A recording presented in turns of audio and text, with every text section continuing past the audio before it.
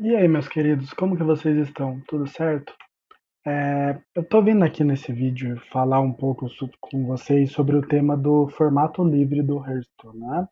Então, se vale a pena jogar, por que jogar ele, quais são os pontos positivos, se tem algum negativo de migrar para ele, qual seria também. Eu queria aqui primeiro dizer sobre a minha experiência. Eu acho que eu migrei pro Livre de vez faz uns 6, 8 meses, por aí. Antes eu jogava mais no padrão, tinha decks no Livre, depois eu vou contar um pouquinho sobre isso. E o meu foco principal era lá, né? Era o padrão, o Livre era mais para se divertir. Porém, eu jogo desde Naxaramas, já investi bastante até nesse jogo, e eu via minhas cartas se perdendo por conta da economia interna do jogo, né? Então, para fazer uma lendária, custa, aqui, como vou abrir para vocês, 1.600 de pó. Para desfazer a mesma carta custa 400. Então, para cada lendária que você quer fazer, você tem que desfazer 4 suas. A gente sabe que a média de lendárias tiradas por pessoa é uma a cada 20 pacotes. Então, você tem que abrir 20 pacotes para conseguir uma lendária. Considerando que você só vai desfazer suas lendárias para fazer uma outra lendária importante, você teria que abrir uma média de 80 pacotes, desfazer as 4 lendárias desses 80, para fazer uma só da sua escolha. Então, isso a mecânica funciona com todas as outras cartas também, né? É, as épicas você faz por 400, desfaz por 100, as raras você desfaz por 20 de pó e ganha, e para fazer custa 100. Então, é uma conta que, como vocês podem ver, não bate. Se a gente for sempre querer desfazer as cartas para ir se atualizando com decks do meta, a gente vai acabar ficando para trás, a nossa coleção vai acabar diminuindo se a gente não colocar muito dinheiro no jogo. É um jogo caro, então eu estou trazendo aqui para vocês uma possibilidade para fazer suas cartas valerem mais, fazer seu pó valer mais, fazer até seu dinheiro investido, caso você queira valer mais. E mesmo que você seja free to play, você conseguir ver sua coleção crescendo é muito gratificante. Você conseguir ver que você consegue montar muito mais baralhos é muito bom. Para vocês terem uma ideia, eu comecei no modo livre tendo um baralho, aqui o Paladino Ímpar. Atualmente montado eu tenho 15. Eu poderia montar vários outros, eu só não montei por falta de espaço. Eu gostaria que tivesse mais espaço do que 18, na verdade, porque eu gosto bastante de variar de baralhos. Eu acho muito divertido ficar trocando de decks. Eu acabo enjoando de um só. E o formato livre acaba permitindo você mais isso. Por quê? Por que, que acaba permitindo? Eu tô aqui na minha página das lendárias não à toa. Eu quero mostrar para vocês como o formato livre ele permite a gente ter uma certa, é, com que a nossa coleção cresça, né? Então, como eu disse para vocês, aqui essa carta, por exemplo, o Don Finlay ou o Bran, eles saíram na Liga dos Exploradores.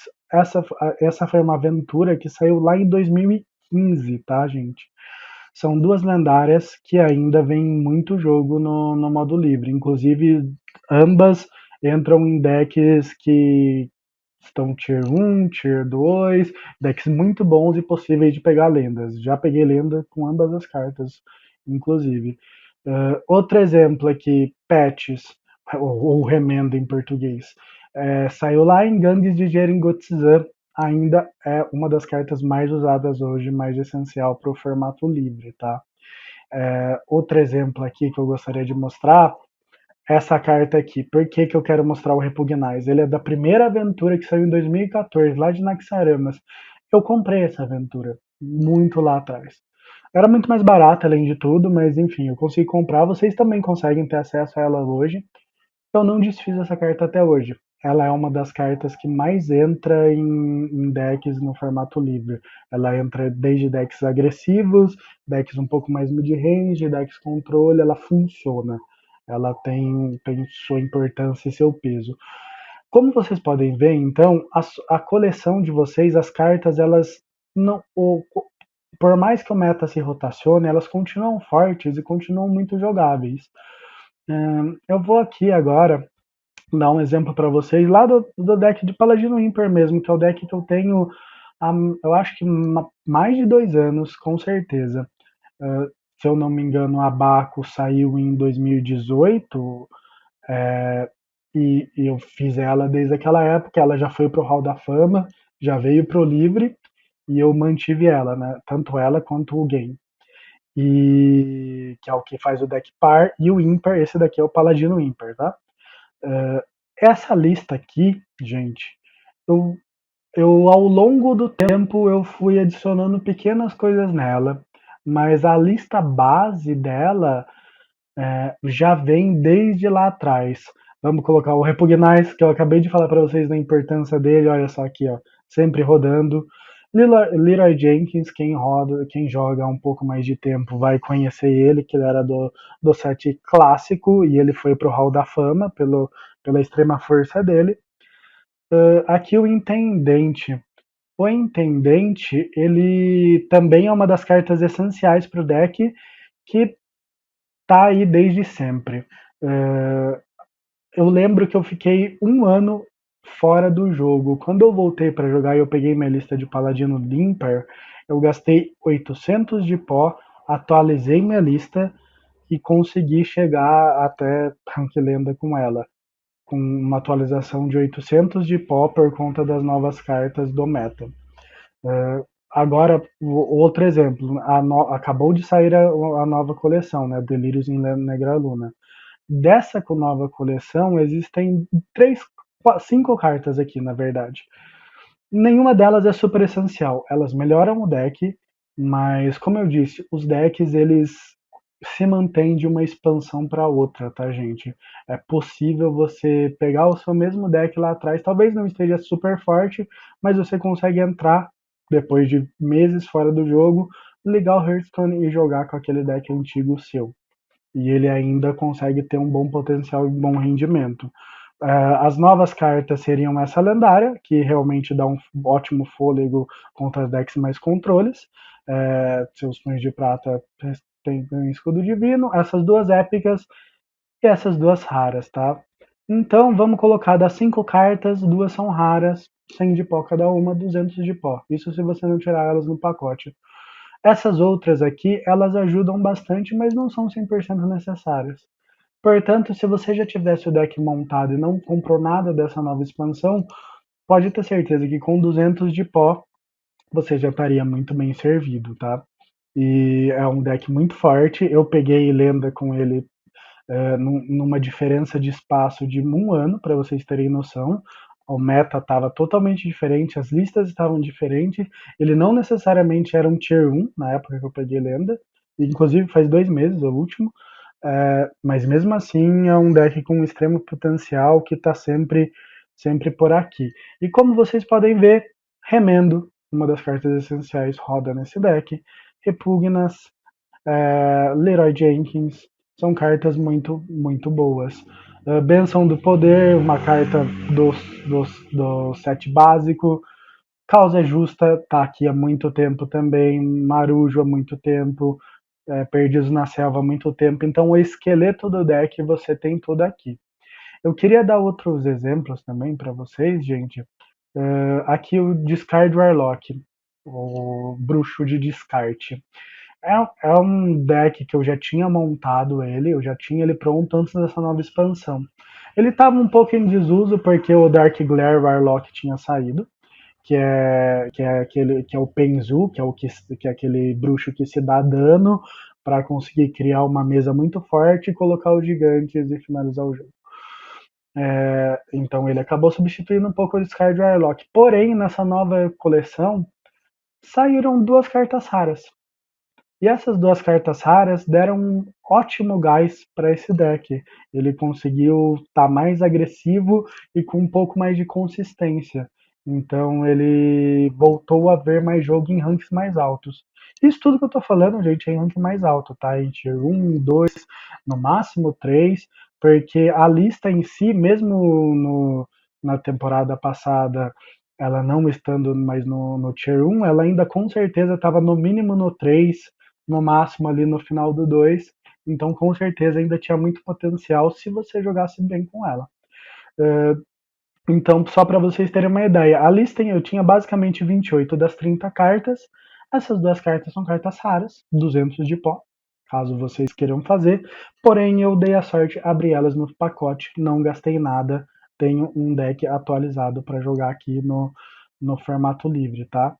Então, são acho que dois bons exemplos de cartas e baralhos que não caem no esquecimento, não perdem a utilidade e ter o sentimento do seu dinheiro, do seu tempo, da sua disposição serem bem investidos é muito bom. Tenho que admitir para vocês, eu migrei do modo livre, do modo Pradão para o livre, não me arrependo, porque eu vi minha coleção crescer, eu vi o meu leque de baralhos de decks aumentar, e coisa que eu não tinha no modo padrão, sofria muito mais para ter. E nada impede também eu de brincar no modo padrão de vez em quando, assim como vocês podem ver, tem 4 baralhos aqui no modo padrão. Essas cartas, inclusive aqui até o Highlander Hunter e o Reno Hunter do livre, rodam cartas parecidas. Então dá para jogar nos dois. É muito interessante ver esse tipo de coisa acontecendo. Hum, Só um pequeno detalhe, assim, tá até fazendo um pouquinho de papel do advogado do diabo. Acho que o ponto que a turma talvez argumente do modo padrão é que ele tem mais competições. De fato, tem mesmo competições com premiação e tudo mais. Porém, gente, sendo muito sincero, é um jogo, é feito para se divertir. Eu tenho tido muito mais diversão no modo livre. Algumas falácias, algumas coisas que as pessoas têm como um preconceito do formato livre também, que eu acabei lembrando agora, e não são bem verdades, tá? Primeiro ponto, o formato livre é mais caro. Como eu fiz já a conta aqui para vocês e vocês vão vendo que a coleção vai crescendo, você vai ver que acaba não ficando mais caro. Saem novas listas, como eu mostrei do Discard Warlock, você já tem quase a lista inteira. Ou mesmo começando do zero. Vou abrir aqui para vocês o Agro Druida. Ele é uma lista muito barata, inclusive eu dou um feeling na lista, não é necessário, é uma carta extra, dá para trocar ela por uma outra comum ou rara, que o deck é possível de pegar lenda do mesmo jeito. Esse deck aqui, sem o Don Finlay, só com o. Cadê? O Patches, o Remendo e as duas épicas do engrandecimento aqui, ele dá um total, acho que de uns 3.500 de pó, tá, gente? Então, por 3.500 de pó, você consegue criar um deck extremamente agressivo, que tem jogos muito rápidos, um deck muito forte. Esse foi o deck que eu peguei lenda no mês passado, inclusive, tá? E atualmente ele é Tier 1. Eu peguei lenda antes dele ser, inclusive, até. E é um grande exemplo aqui de como dizem, nossa, o formato livre é um formato muito mais caro, porque tem cartas antigas que eu não tenho acesso. Não necessariamente. Tem muitos baralhos baratos e muito bons para vocês entrarem no formato. E ao longo do tempo vocês vão construindo sua coleção cada vez maior, pegando cartas como o próprio Kazakus, que ele roda em qualquer deck Reno, ou Highlander, para quem joga o formato padrão, né? O Reno é porque tem o Reno aqui, então sem cartas repetidas. Ele sempre vai rodar em qualquer Reno Mage, em qualquer Reno Priest, ou em qualquer Reno Warlock, tá bom, gente? Ele é uma carta essencial nos 3 decks, muito boa. É um é algo que vale muito a pena investir o seu pó, por exemplo. Eu até pretendo, galera, no futuro fazer uma lista para vocês de cartas que valham a pena investir o pó de vocês, porque eu sei que o pó, às vezes o dinheiro não gasta no jogo, o tempo é muito finito, é muito pequeno comparado com o que a gente gostaria, com a infinidade de coisas que tem e com a economia. Então, eu gostaria de estar ajudando vocês aí a gastar o pó de vocês de uma maneira mais inteligente possível. E o segundo ponto meu é que as pessoas falam que formato livre é uma terra sem lei, eu não vou para lá por causa disso, acontecem coisas absurdas. De fato, o nível de poder do formato livre é mais alto porque se tem acesso a muito mais cartas, mas não é uma terra sem lei. Vou dar um exemplo aqui para vocês. Quest Mage, para quem para quem chegou a ver isso rodando no padrão, é o deck que fazia turno extra e batia com gigante. Esse deck rodou Tier 1 no formato livre, quase que incontestável. Ele tomou nerf da Blizzard já, eu acho que 2 vezes com essa carta aqui, que é a abertura do pórtico. Também tomou nerf na outra carta que eu até nem tenho mais aqui, gente, perdão por isso, porque eu desfiz, que é aquela que cria outras cartas